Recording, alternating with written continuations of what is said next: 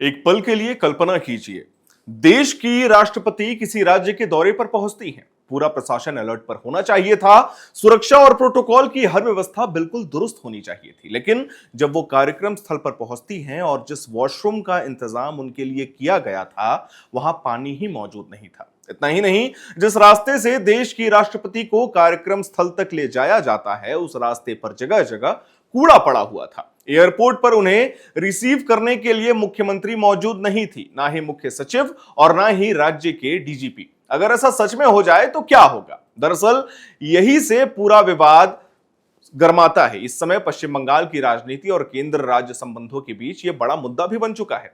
मामला है राष्ट्रपति द्रौपदी मुर्मू के पश्चिम बंगाल दौरे का, जहां कथित प्रोटोकॉल उल्लंघन को लेकर केंद्र सरकार और ममता बनर्जी की सरकार आमने सामने आ गई है। मीडिया रिपोर्ट्स के मुताबिक केंद्र सरकार ने पश्चिम बंगाल सरकार से रविवार शाम 5 बजे तक जवाब भी मांगा है। केंद्रीय गृह सचिव गोविंद मोहन ने राज्य के मुख्य सचिव को पत्र लिखकर कई गंभीर सवाल पूछे हैं और कथित तौर पर ब्लू बुक प्रोटोकॉल के उल्लंघन को लेकर विस्तृत स्पष्टीकरण मांगा है। ब्लू बुक एक गोपनीय दस्तावेज होता है जिसे राष्ट्रपति, उपराष्ट्रपति और प्रधानमंत्री के दौरे से जुड़ी सुरक्षा और प्रोटोकॉल की पूरी व्यवस्था तय की जाती है। ऐसे में अगर कहीं भी प्रोटोकॉल में चूक होती है तो उसे बेहद गंभीर माना जाता है। दरअसल राष्ट्रपति द्रौपदी मुर्मू को आदिवासी समुदाय के एक वार्षिक कार्यक्रम में शामिल होने के लिए आमंत्रित किया गया था। यह कार्यक्रम मूल रूप से सिलीगुड़ी के विधाननगर में आयोजित होना था, लेकिन बाद में प्रशासन ने सुरक्षा और लॉजिस्टिक्स कारणों का हवाला देते हुए कार्यक्रम स्थल को बदल दिया और इसे बागडोगरा एयरपोर्ट के पास गोसाईपुर में आयोजित किया गया। यही से जो विवाद है वो तूल पकड़ लेता है और विवाद बढ़ भी जाता है। बताया जाता है कि जब राष्ट्रपति शनिवार दोपहर कार्यक्रम स्थल पर पहुंची तो वहां उम्मीद के मुताबिक भीड़ थी ही नहीं। कार्यक्रम में बहुत कम लोग मौजूद थे। इस पर राष्ट्रपति ने खुद भी हैरानी जताई। उन्होंने कहा कि अगर कार्यक्रम विधाननगर में होता तो बेहतर होता, क्योंकि वहां पर्याप्त जगह थी और लोगों को पहले से ही सूचना दे दी गई थी। उन्होंने यह भी कहा कि उन्हें समझ नहीं आया कि राज्य प्रशासन ने वहां कार्यक्रम की अनुमति क्यों नहीं दी। राष्ट्रपति ने यहां तक कहा कि शायद राज्य सरकार आदिवासी समुदाय के कल्याण के लिए गंभीर नहीं है और यही वजह हो सकती है कि लोगों को वहां आने से रोका गया। राष्ट्रपति के इस बयान के बाद यह मामला और भी ज्यादा चर्चा में आ गया, लेकिन विवाद सिर्फ कार्यक्रम स्थल तक सीमित नहीं रहा। केंद्र सरकार ने जो पत्र पश्चिम बंगाल सरकार को भेजा है उसमें कई और गंभीर सवाल भी उठाए गए हैं।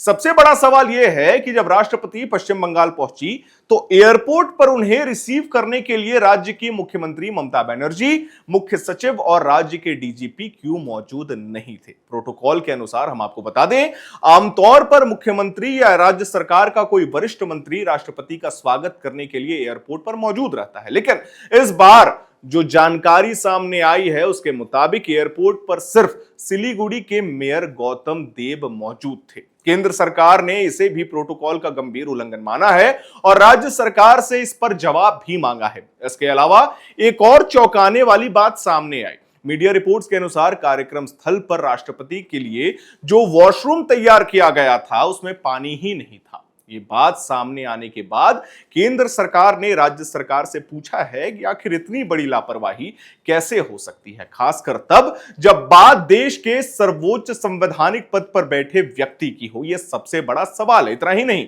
जिस रास्ते से राष्ट्रपति के काफिले को कार्यक्रम स्थल तक ले जाया गया उस रास्ते की हालात को देखकर सवाल उठते हैं। बताया गया कि उस रूट पर कई जगह कूड़ा फैला हुआ था, पसरा हुआ था। केंद्र ने इस पर भी राज्य सरकार से जवाब मांगा है कि राष्ट्रपति के दौरे जैसे महत्वपूर्ण कार्यक्रम के दौरान उस रास्ते की सफाई क्यों नहीं कराई गई। केंद्र सरकार ने इस पूरे मामले में दार्जिलिंग के जिला मजिस्ट्रेट, सिलीगुड़ी पुलिस कमिश्नर और अतिरिक्त जिला मजिस्ट्रेट की भूमिका पर भी सवाल उठाए हैं। पत्र में यह पूछा गया कि इन अधिकारियों के खिलाफ अब तक क्या कार्रवाई की गई है, क्योंकि माना जा रहा है कि कार्यक्रम की कई व्यवस्थाओं की जिम्मेदारी सीधे तौर पर इन्हीं अधिकारियों पर सौंपी गई थी।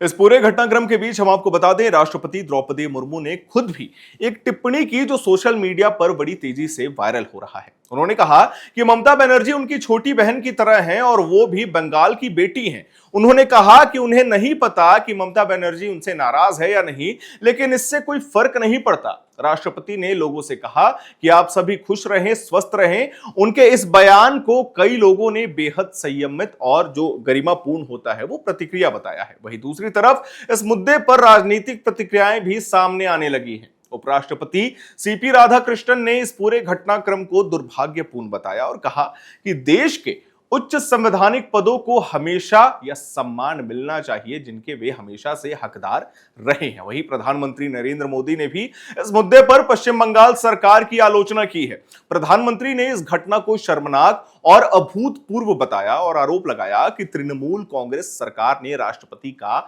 सीधे तौर पर अपमान किया है। प्रधानमंत्री के इस बयान के बाद यह मामला और भी ज्यादा राजनीतिक हो चुका है। एक तरफ केंद्र सरकार इसे संवैधानिक गरिमा और प्रोटोकॉल का मुद्दा बता रही है, तो दूसरी तरफ जब सबकी नजर इस बात पर टिकी हुई है कि पश्चिम बंगाल सरकार इन आरोपों का क्या जवाब देती है, इसी बीच ममता बनर्जी का भी बयान आ जाता है और यह कहा जाता है कि जो आयोजन किया गया था वो प्राइवेट संस्थान के द्वारा किया गया था। हमें इसकी जानकारी नहीं थी, हम कितनी सेवा करें, क्या मार्गदर्शन दें, ये हमें नहीं पता है। खैर, तृणमूल कांग्रेस की ओर से हम बात नहीं करेंगे क्योंकि ममता बनर्जी वर्तमान परिदृश्य में पश्चिम बंगाल की चीफ मिनिस्टर हैं, तो उनकी बातों को लोग गंभीरता से ले रहे हैं और शायद लिया भी जा रहा है। अब देखना यह होगा कि पश्चिम बंगाल सरकार केंद्र के इन सवालों का क्या जवाब देगी, वो भी आपको जल्दी पता चल जाएगा। क्या यह सिर्फ एक प्रशासनिक चूक थी या फिर मामला उतना ही गंभीर है जितना बताया जा रहा है। फिलहाल इतना जरूर कहा जा सकता है कि राष्ट्रपति के इस एक दौरे ने केंद्र और पश्चिम बंगाल सरकार के बीच एक नई राजनीतिक बहस को जन्म दे दिया है और यह बहस सिर्फ प्रोटोकॉल की नहीं बल्कि उस सम्मान की भी है जो देश के सर्वोच्च संवैधानिक पद को मिलना चाहिए। ऐसा पक्ष और विपक्ष लगातार आरोप लगा रहे हैं।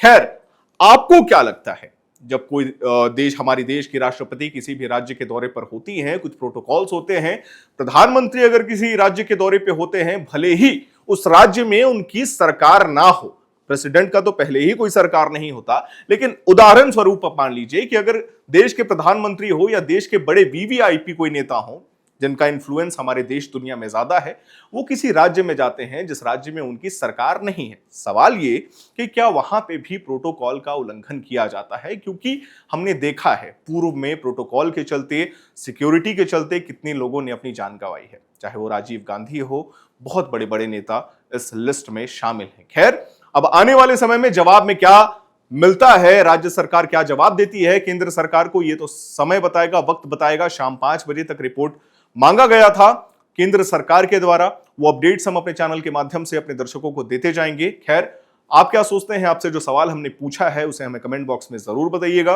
मैं उम्मीद करता हूं आज की हमारी यह जानकारी और रिपोर्ट आपको पसंद आई होगी। इसे लाइक करें, शेयर करें, हमारे चैनल को सब्सक्राइब करें। कैमरे के पीछे मौजूद है मेरे सहयोगी विकास, मेरा नाम है हर्षित और आप देख रहे हैं एयर नाउ।